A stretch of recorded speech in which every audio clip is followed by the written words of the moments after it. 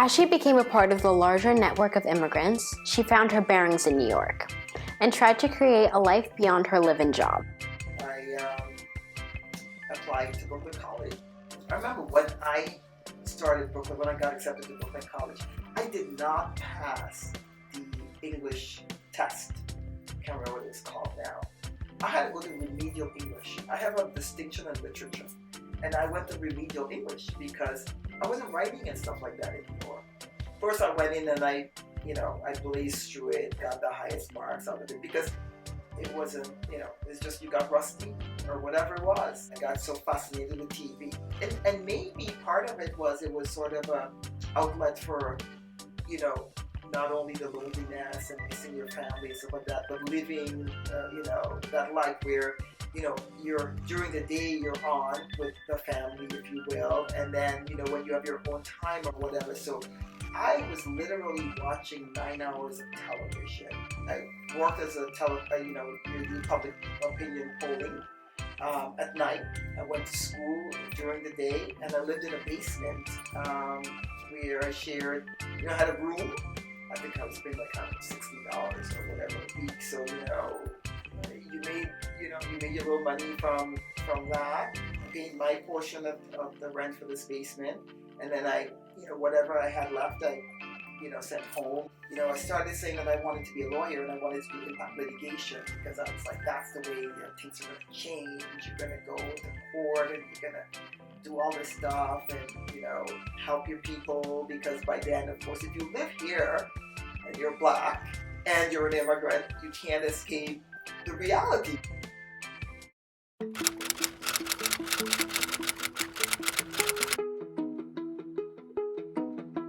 So, have Misty and Barbara achieved their goals? Misty definitely has.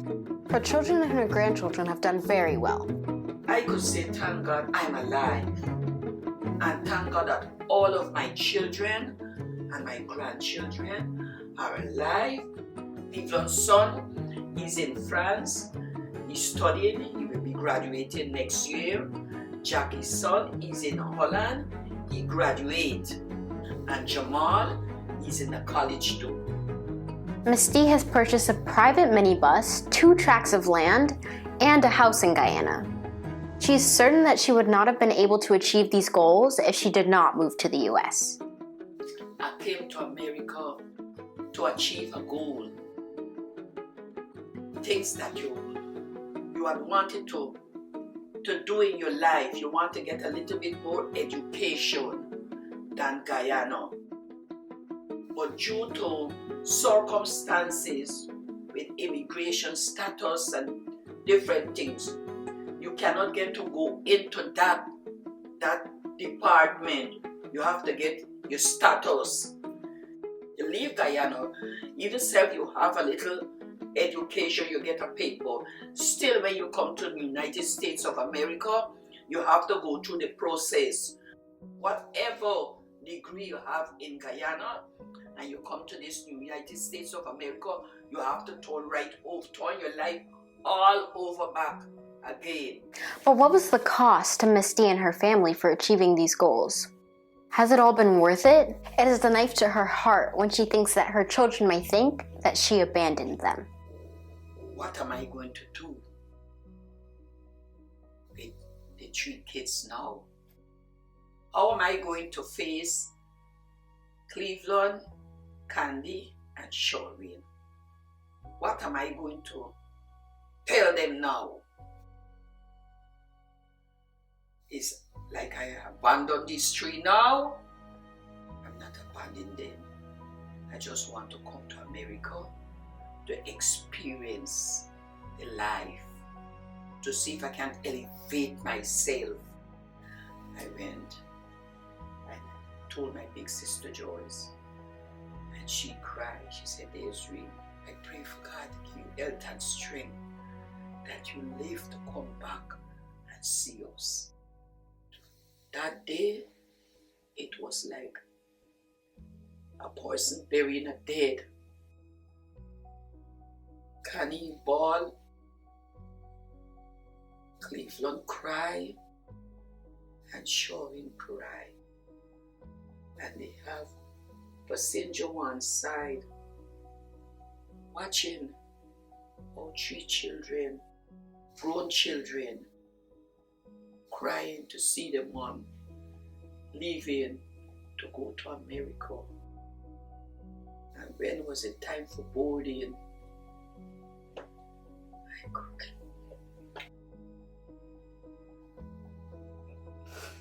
I cried.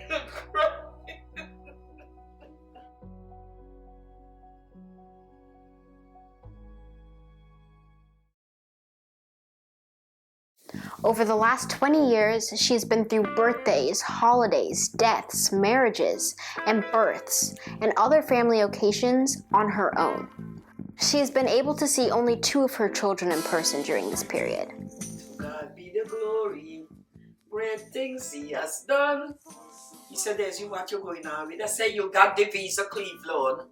You got the visa. He said, there's you, they grant me 10 years. I said, okay. And that day, he took his flight. Sister D, Sister Desiree, Minister Desiree, open this door. I said, come in.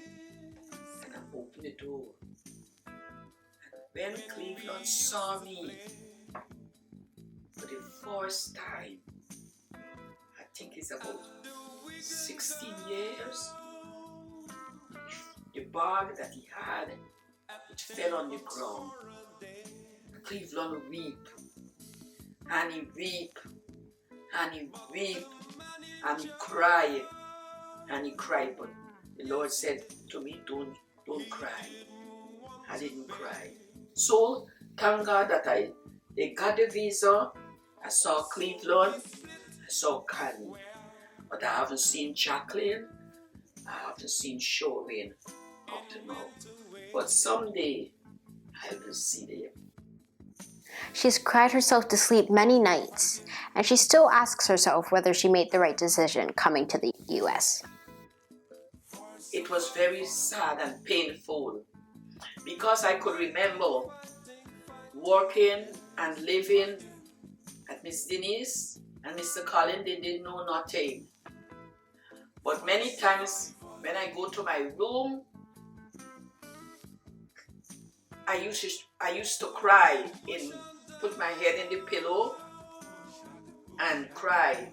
I used to say, what have I done? What have I done? I don't have a kids here, no sister, no brother. But I didn't give up. Would she do it again? And I would tell young people who marry and got children and they come in here, don't give up. Go back. Because the children that you leave, sometimes they don't have no love. They love cut because they've not seen a mother in their life. So I would say, if I had started my life all over back again, I would never do it again. Coming to America is a hard task.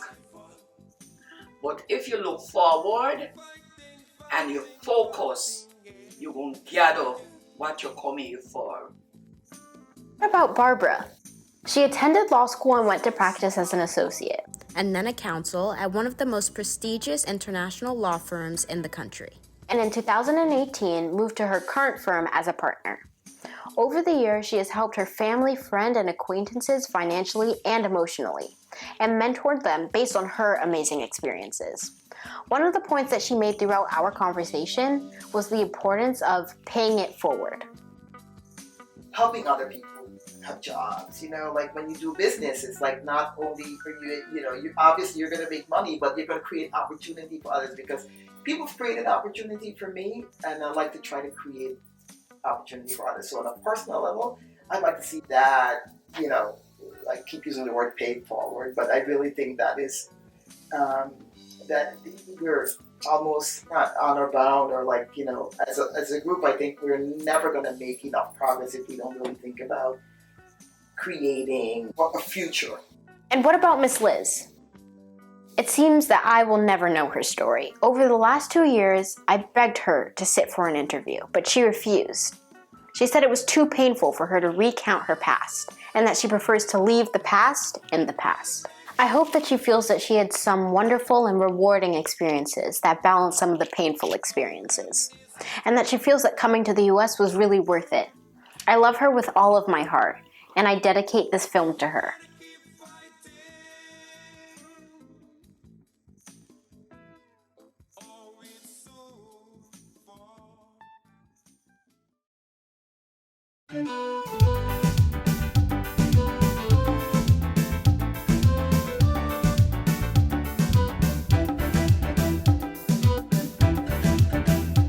We are a peaceful people, struggling we struggle, and we don't look for trouble, just ask around.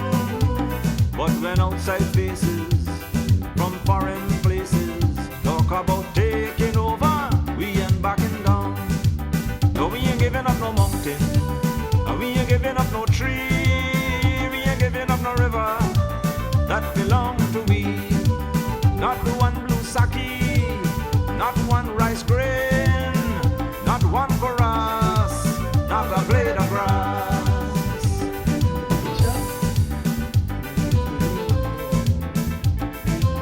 Authorization for parole of an alien into the United States.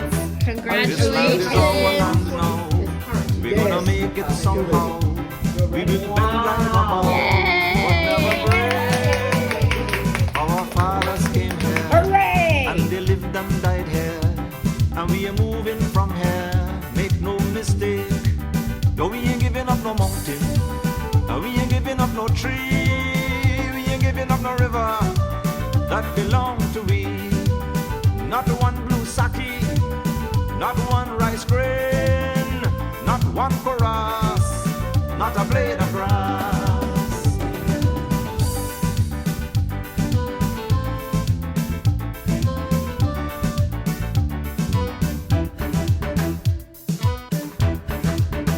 We love the open country of the Rupanuni and the Essequibo, daytime or night.